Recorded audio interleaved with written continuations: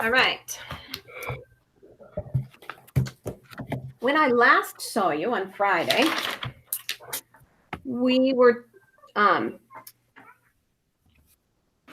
talking about theorem 8.2.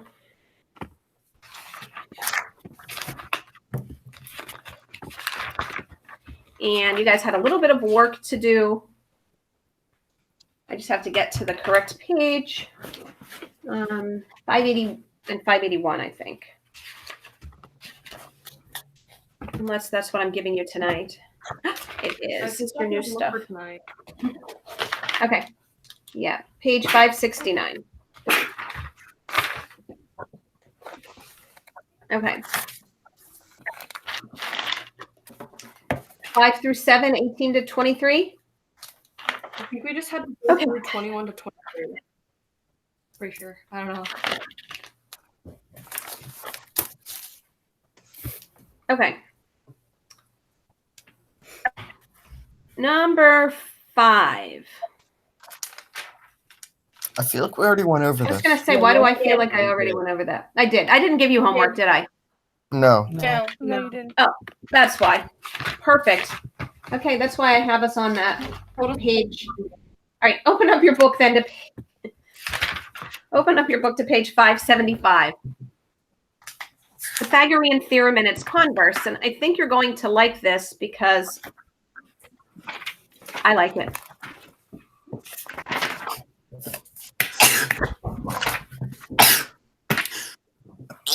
Okay. Bless you. God bless you. The Pythagorean theorem in words.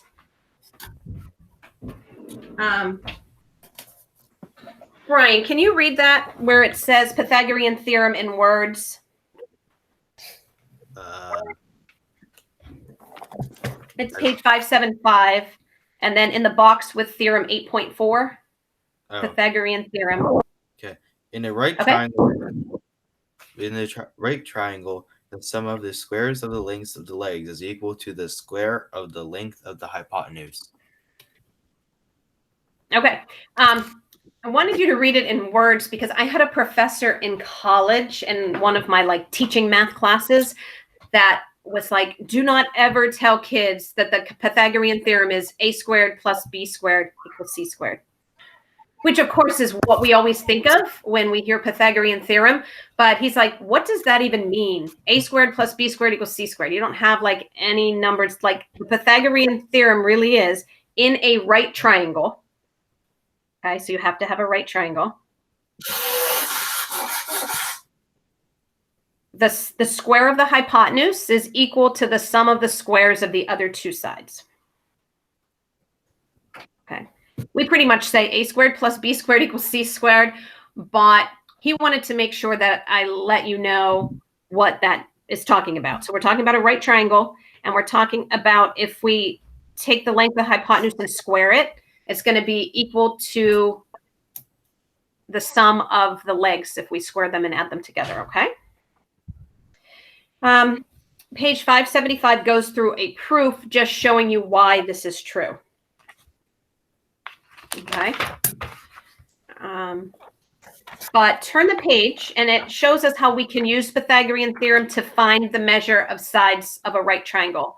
If we know any of the two sides of a right triangle, we can find the third using Pythagorean theorem. Okay, and they show us some examples. Okay, like A, we're looking for the hypotenuse. So we take 6 and square it. 36. 15 and square it. Add that together, you get 261. Okay, and then you have to take the square root of both sides. So x equals the square root of 261, which they simplify to 3 root 29. All right. On B, the example they show us, they give us the hypotenuse and one of the legs, and we have to find the other leg. So you do that a little bit differently. All right, we're going to say, okay, we have the hypotenuse, square 11, that's 121.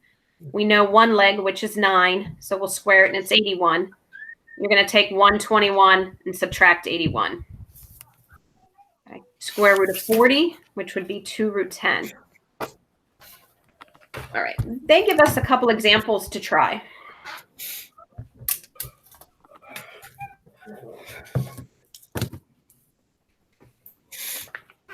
Look at 1A. We're looking for the hypotenuse. Okay. We have to square 17, square 7, add it together, take the square root. Okay. So I want you guys to work on that. You have scrap paper, calculator handy.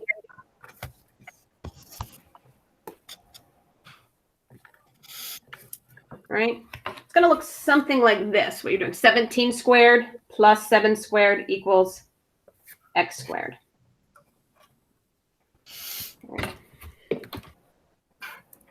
You're going to want to get your calculator out.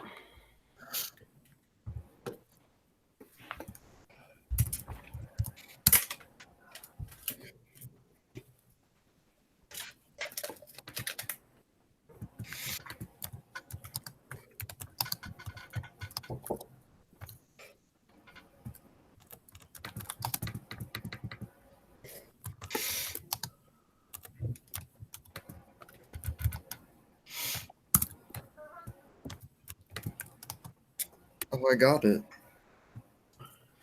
You got it?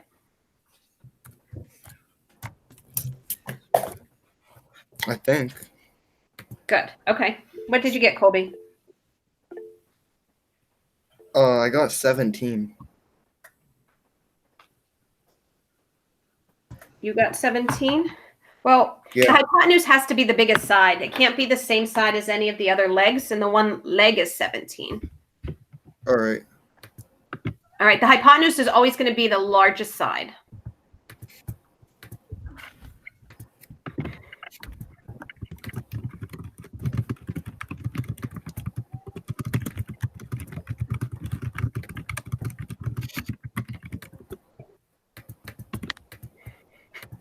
Okay. Oh, Did you get something different, Colby?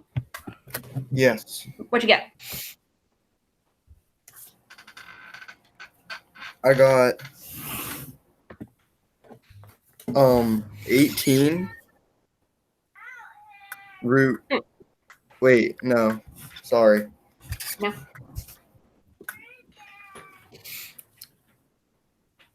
Grace, what did you get? I got 2 root 84.5. Oh, Well, the thing underneath your radical sign is always going to be a whole number. okay. I did that too. I divided by 4 and got that like 84.5, but it has to come out as an even number. Okay. So before that, you got root 338? Yes. Okay. Yeah, it's 338. That actually ends up being 13 root 2. All right, here's the work for it. If you pin me, you might be able to see it bigger.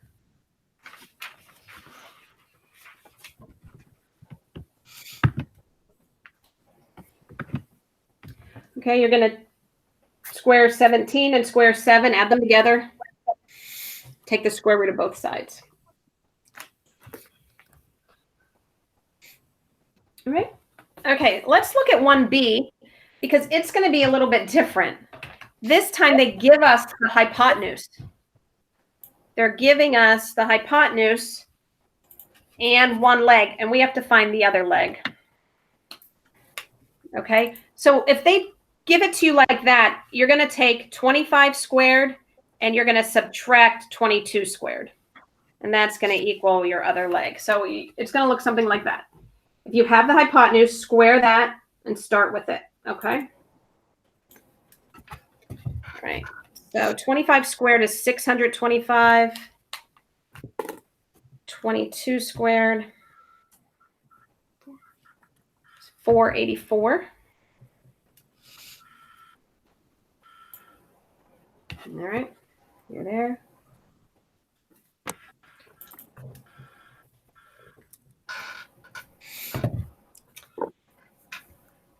That's going to be x squared equals 141. Take the square root of both sides. X is root 141. And you can't simplify that.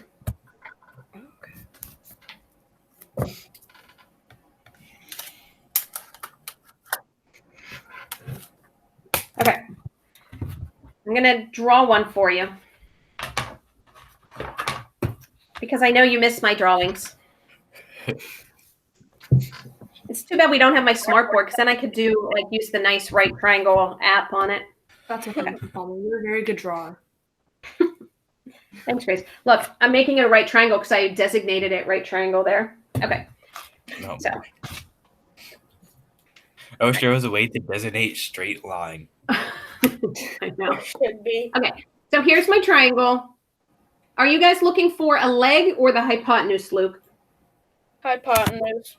Right, the hypotenuse, because the side that's opposite your right angle is your hypotenuse. So I'll let you all try to find the hypotenuse.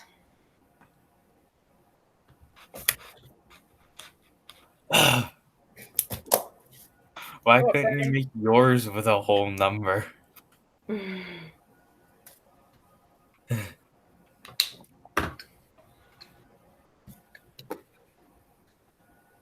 All right, Brian, you look done. Did you get it?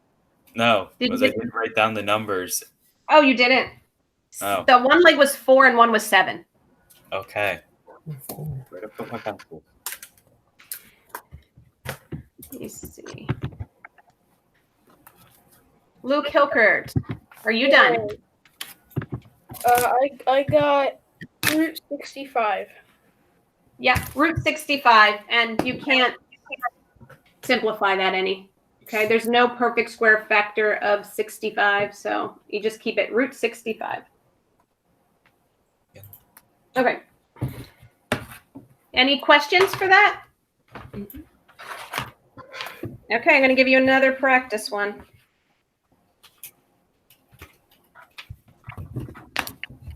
I'm going to draw it for you. It's going to be a right triangle because I'm going to say it is.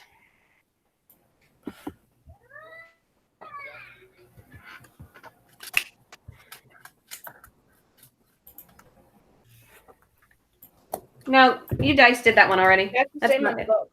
Sorry, that's not it. I got to give you a different one. That one was in the book. Wait, let me guess. Root 141. Wow, that was really remarkable, Luke. Wow. Good job, Luke. Thank you. Okay. All right. Your brain must be even larger than mine is, Luke. Okay. It's a right triangle because I designated it that. Okay. Lily, am I looking for a leg or the hypotenuse? Leg. I'm looking for the leg. Good. So I'm going to take the hypotenuse and square it. And then I'm going to subtract this other leg square. All right. Brian, did you get the numbers? No, it's not a whole number, so Brian can't just do it in his head. Yeah. Oh, is that why you don't want it? Yeah, that's why I really don't like these, because I can't just do it in my head. So I literally can't do any of these problems, even the ones that last unit I could barely do. Well, why did you lose your calculator? Or you just...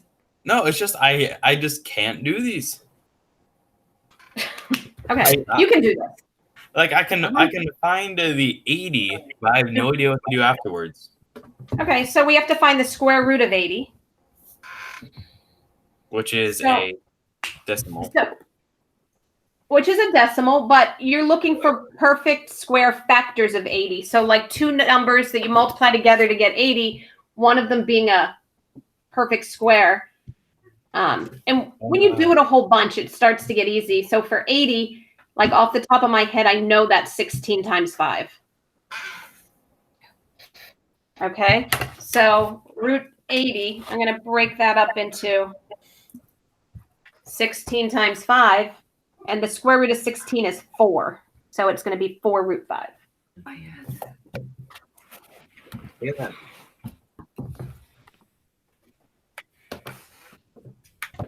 Okay.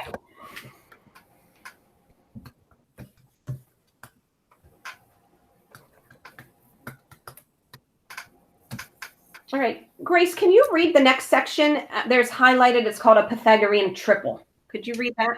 Yes. Pythagorean triple is a set of 3 non-zero whole numbers, a, b, and c, such that a squared plus b squared equals c squared.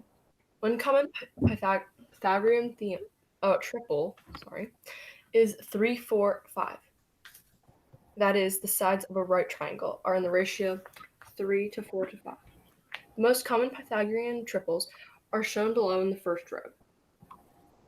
The triples below these are found by multiplying each number in the triple by the same factor. Okay, so it kind of comes in handy to know these things called Pythagorean triples. You don't need to know them. You can always use the Pythagorean theorem. But if I know the triples, it makes it easy. So if Mrs. Palmer sees a right triangle and one of the legs is 3 and the other one is 4, I know the hypotenuse is 5. Okay, because I just have that memorized. That's a triple, 3, 4, 5. And then any multiple of that works too. So if I multiply each of those by 2, I get 6, 8, 10. So if I see a triangle and my hypotenuse is 10 and one leg is 6, I'm like, oh, I know the other leg's 8 without doing any work. But if I did the work, it would still just work out. Okay. 5, 12, 13 is a triple that you just kind of memorize these things after you work with them a while. And then any multiple of those work also. All right. So basically what I'm telling you is you don't have to memorize these, but they're helpful. So if you look on the next page at the top, they're showing you an example where the hypotenuse is 15 and the leg is 12. And, oh, I know that's one of the triples, the 5, 12, 13.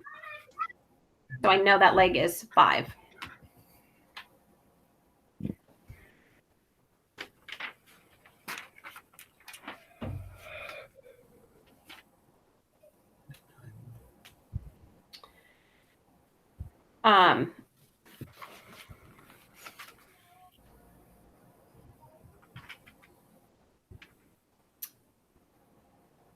Look at 2A. We have a leg that's 20, a leg that's 48, and we're looking for the hypotenuse. All right. Is that a triple? 20, 48, something? Mm-hmm.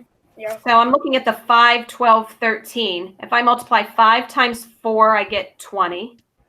12 times 4 is 48. So if I do 13 times 4, I can get it. Okay. 4 times 13 is 52. So I could do it that way. I could go, oh, that's a triple, and I just figured out it's 52. I could also just use the Pythagorean theorem. Okay. 2B.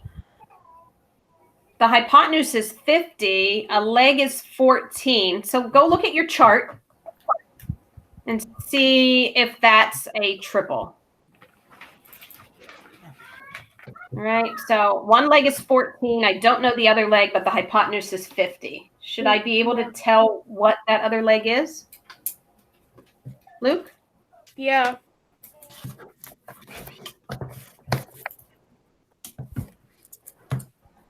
It is what? 7, 24, and 25 because you just have to multiply 7 and 25 by 2. Good. So Okay. then x is 48. Yep, x is 48. Yep, and I see that right in the chart there, 48. Okay, I'm going to give you guys one. I'm going to do the drawing.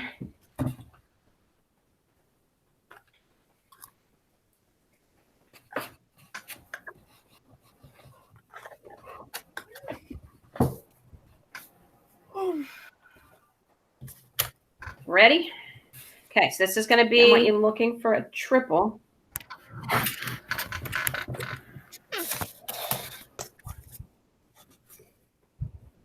Right triangle.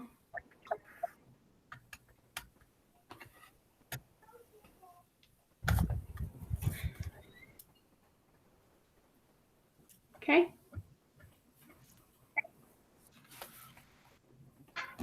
On an X, a 24, and a 26.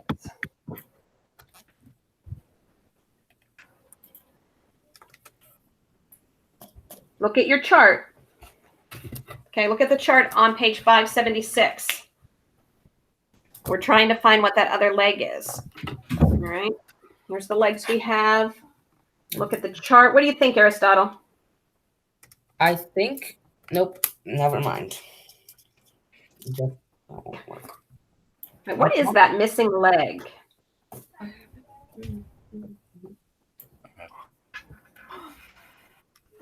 All right, without doing any work, just looking at the chart. I've got a hypotenuse of 26. I have a leg of 24. Do you see that in the chart, Aristotle? No, I think it would be 18. So that would go 3, 4, and 5, but I'm not sure. Second row. Yeah, look in the second column. Okay. 26. Hypotenuse of 26. All right, then You it would be 10. Be 10. Yep, one leg of 24, so x equals 10. Finally, a concept I can do in my head again. Just for you, Brian, for the Pythagorean triples. All right, 10, 24, 26. Yeah, Brian, you need to memorize these. Okay. I'll try. Yeah, to be honest with you, I think I can do the 3, 4, 5s, the 5, 12, 13s, and after that, I always just use Pythagorean theorem.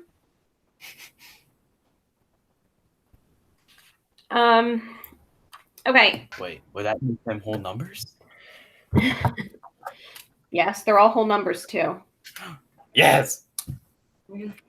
I just want you to look at example 3. They like to show us real world problems. So in life, you might be able to use the Pythagorean theorem to help you.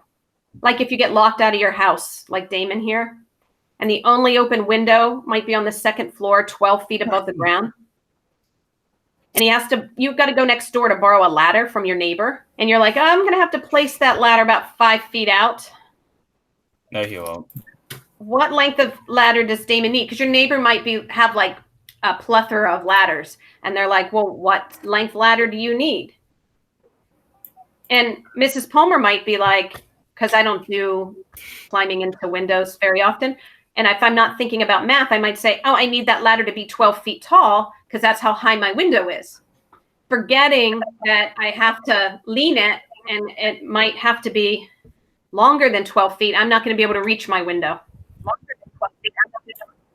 Okay. And now that I'm looking at 5 feet out.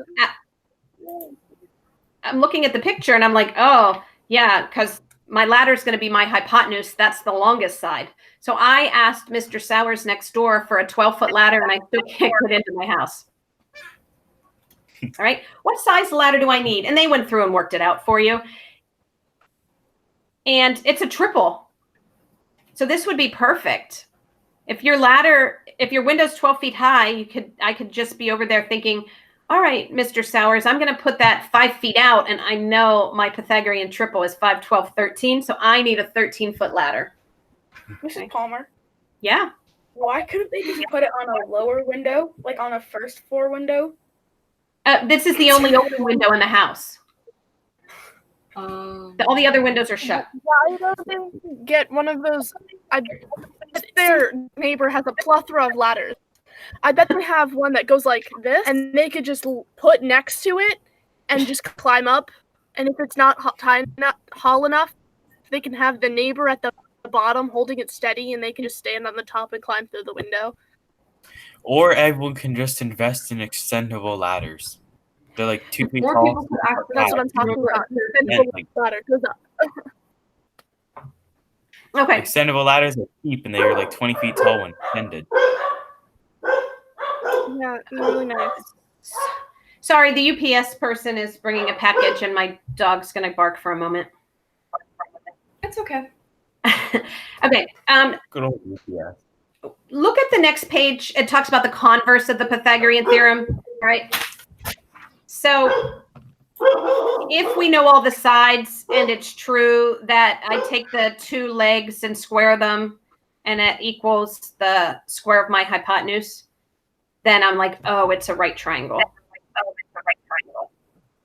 So you can classify triangles. Looking at example 4 on page 579, if I had the numbers 7, 14, and 16, is it a right triangle? So I take the 2 smaller legs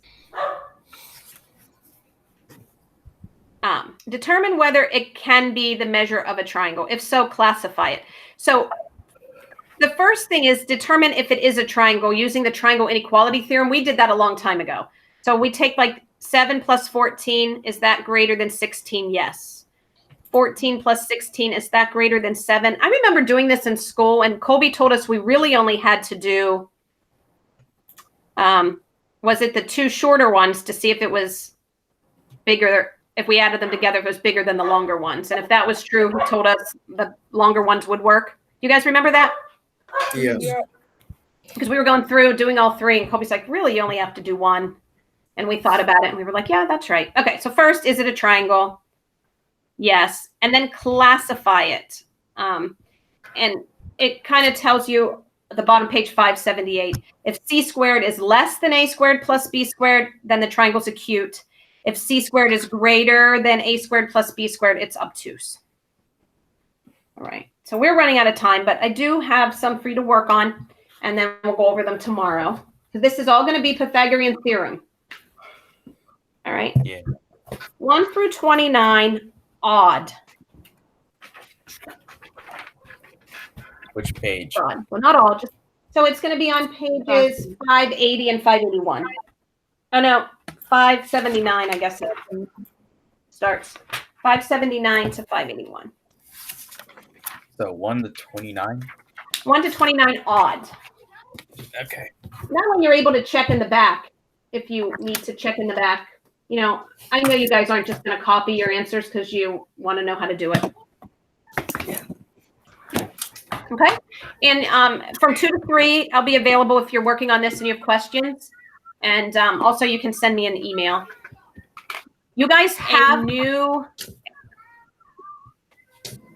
Sum Dog Challenge.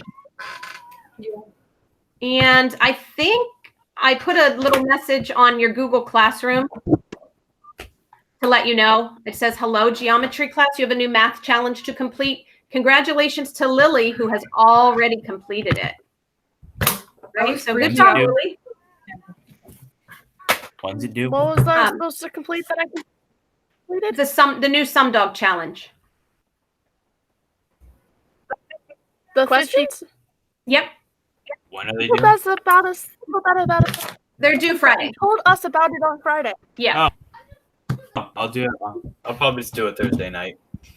Okay. Yep. It's due on Friday at like 5-ish. Okay. Oh, then I'll do it Friday at 4:59. All right. You told us about Have a good day, guys. Wait, on Friday. Thank you, Mrs. Palmer. Great. It was You're Joe's welcome. birthday Bye-bye. yesterday. Oh.